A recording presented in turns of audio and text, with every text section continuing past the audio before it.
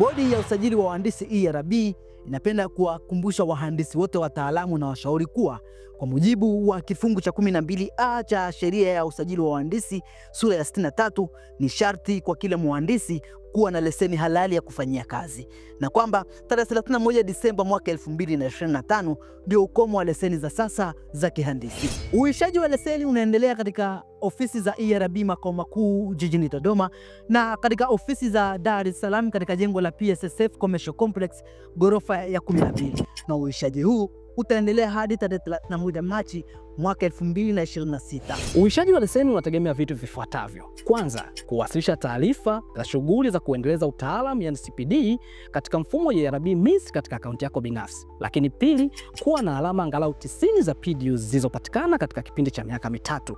Lakini tatu, pia kuwa uwe umekula kiapo cha uhandisi. Na nne, kulipa ada husika ya uishaji wa leseni. Angalizo: kwa watumiaji wa huduma za kihandisi wakiwemo wateja, waajiri na umma kwa ujumla, wanatahadharishwa kutoajiri au kushirikisha wahandisi wasiokuwa na leseni halali za kufanyia kazi.